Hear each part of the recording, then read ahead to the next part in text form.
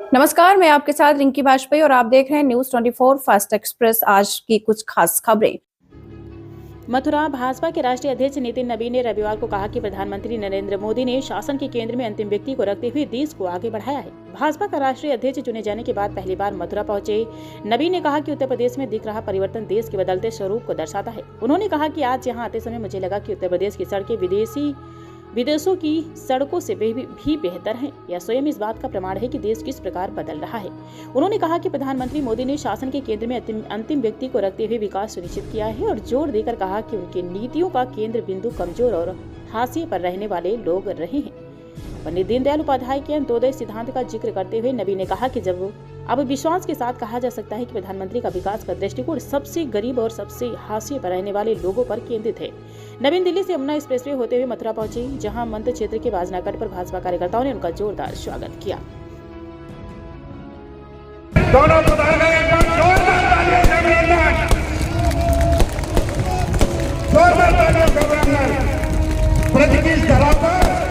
माननीय नितिन नबीन जी का बहुत अभिनंदन, स्वागत, वंदन, नमन, जोरदार तालियों से पुनः जोरदार तालियों से अभिनंदन।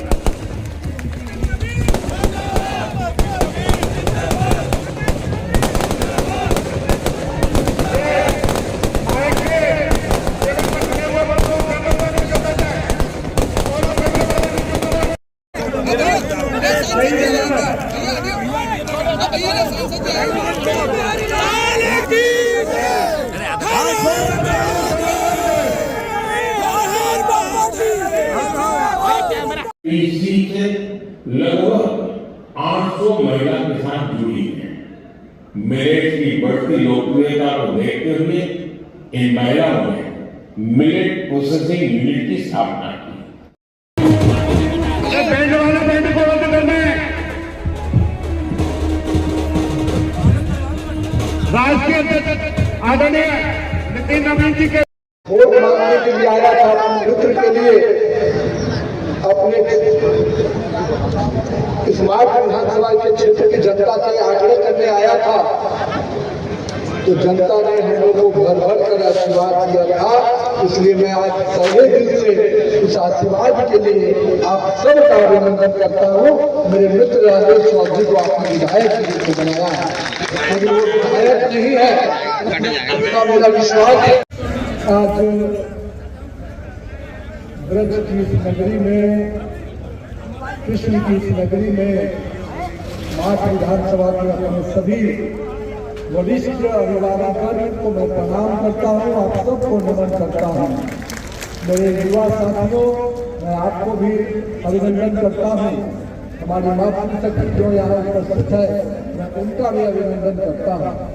हमारे साथ उत्तर प्रदेश जैसे बड़े राज्यों को संगठन का नेतृत्व देने वाले लगातार सक्रिय रूप से क्षेत्र का प्रतिनिधित्व भी कर रहे हैं, वैसे अपने माननीय प्रदेश अध्यक्ष पंकज चौधरी जी मेरे मित्र, इस क्षेत्र के विधायक, और मेरा सौभाग्य है कि मैं राष्ट्रीय अध्यक्ष बनने के बाद सबसे पहले किसी प्रदेश में आ रहा हूँ, तो वो प्रदेश है उत्तर प्रदेश, जिसको हम लोग योगी आदित्यनाथ जी के नेतृत्व में उत्तम प्रदेश के रूप में काम देख रहे हैं।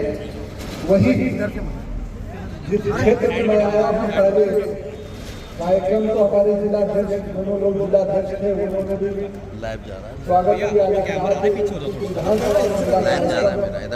हो रहा है प्रकार से है कि 2022 में मैं वोट मांगने के लिए आया था, अपने मित्र के लिए अपने स्मार्ट विधानसभा के क्षेत्र की जनता से आग्रह करने आया था, तो जनता ने हम लोगों को भर भर कर आशीर्वाद दिया था। इसलिए मैं आज पहले दिन से इस आशीर्वाद के लिए आप सबका अभिनंदन करता हूँ। मेरे मित्र राजेश चौधरी को आपने विधायक के रूप में बनाया। उत्तर प्रदेश जिस प्रकार से विकास के नए आयाम दिख रहा है, अभी हम हाईवे की सड़कों से आ रहे थे तो देख के लग रहा था उत्तर प्रदेश अब किसी विदेश दिल्ली जैसी सड़कें होती थी उससे कहीं बेहतर सड़कें आज उत्तर प्रदेश और भारत में बन रही हैं।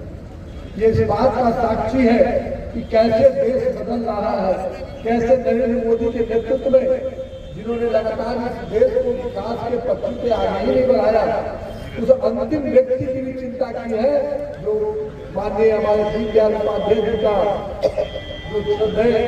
दीनदयाल उपाध्याय जी का जो वाक्य था कि जब तक मैं अंतिम व्यक्ति तक विकास की योजनाओं को नहीं पहुंचाऊं, विकास का सही मायने नहीं होता है। आज हम कह सकते हैं कि माननीय प्रधानमंत्री श्री नरेंद्र मोदी जी के नेतृत्व में विकास के अंतिम पैदान पर बैठा हुआ व्यक्ति की भी चिंता हो रही है। यही है नरेंद्र मोदी के नेतृत्व वाली सरकार। माननीय योगी आदित्यनाथ जी, पंकज चौधरी जी संगठन के साथ सरकार को विभिन्न नए आयामों से जोड़ रहे हैं। और अभी हम लोगों ने देखा जिस प्रकार से लोगों ने है तबाह मचाई थी, लेकिन मुझे पूरा विश्वास है विकसित भारत का जिला भी निश्चित रूप से एक श्रमिक को, एक मजदूर भाई को सम्मान भी देने जा रहा है। अब तक 100 दिन की गारंटी मिलती थी, लेकिन अब 125 दिन की गारंटी इस विकसित भारत जिला की योजना करता हूँ। जिन लोगों ने इसके दुष्प्रचार का जिम्मा लिया है उनको देश का मजदूर और श्रमिक कभी नहीं छोड़ेगा, क्योंकि उन्होंने हमेशा ठगने का काम किया है। मैं कहता हूँ कि जो राजनीति में शॉर्टकट में विश्वास करते हैं, जो पार्ट टाइम राजनीति करते हैं, उनको राजनीति के मायने जनता के साथ जाकर नहीं समझ में आते हैं।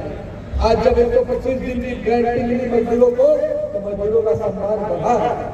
और आज जिस प्रकार से मैं धन्यवाद देता हूँ हमारे केंद्र सरकार का, माननीय प्रधानमंत्री जी का, कि जिस प्रकार से हर वर्ग के लिए, हर क्षेत्र के लिए वो चिंता करते हैं, ये अपने आप को दर्शाता है कि चाहे श्रमिक हो, किसान हो, हमारा महिला हो, युवा हो, हर वर्ग की चिंता होती है।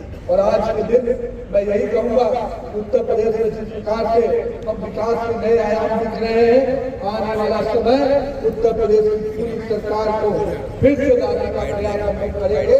और वो प्रयास निश्चित रूप से आपके हाथ में होगा, आपके आशीर्वाद से फिर से ऐसी सरकार बनाएंगे जिसमें विकास होगा और लोगों का विश्वास भी बढ़ेगा। आज हम यहाँ पर आए हैं क्योंकि आज अन्य कार्यक्रम भी थे, लेकिन मैं बहुत विधानसभा के लोगों को मिलने आया था और मेरे मन में था कि जब मेरा पहला कार्यक्रम बन रहा है तो कहीं न कहीं ऊपर वाले का आशीर्वाद है कि पहला कार्यक्रम भी बन रहा है, तो जहाँ का मैं कर्जदार हूँ मैं वहाँ अभिनंदन करके जा रहा हूँ। साथ ही साथ मैं आज इस अवसर पे तमाम लोगों से यही आग्रह करने वाला कि आज भारत को विकास की पटरी पर जिस प्रकार से नरेंद्र मोदी लेके चल रहे हैं, आइए हम सब भी मिलकर इस राज्य के विकास में, इस देश के विकास में अपना योगदान दे। प्रधानमंत्री जी हमेशा कहते हैं कि अगर एक कदम मैं चलने को आगे बढ़ता हूँ तो मेरे साथ 140 करोड़ की जनता मेरे एक कदम चलती है, तो देश को विकास की पटरी पे आगे बढ़ाने में कोई ताकत नहीं रोक सकती। कई लोगों ने देखा है पहले दिन विश्व में कई चक्रियां खड़ी होती थी और देश का प्रधानमंत्री उनके हाथ से मिलाकर बात नहीं कर पाता था, पर अब दिन बदल गया है मित्रों। अब नरेंद्र मोदी जी पूरे विश्व को नेतृत्व देते हैं। आज भारत के तिरंगे का सम्मान विश्व में बढ़ रहा है, इसका श्रेय है तो आप जनता के हो। हमें वो भी दिन याद है, आज जब हम राजेश चौधरी के इस क्षेत्र में आए हैं तो मुझे वो दिन जरूर याद करना आ रही है कि किस प्रकार कश्मीर का लाल चौक पर तिरंगा फहराने आपका भाई गया था और लाठियां खाई थी, और कोई वो लाठी कोई और का नहीं था। देश के तिरंगा फहराने के लिए कश्मीर की पुलिस ने लाठियां चलाई थी, यानी भारत की सरकार ने उस समय की। लेकिन आज दिन बदल गया है, कश्मीर का लाल चौक तिरंगे के लहराया हुआ नजर आता है, तिरंगे के झंडे से नजर आता है, और किसी की हिम्मत नहीं एक पत्थर भी मार पाए। ये परिवर्तन आया है।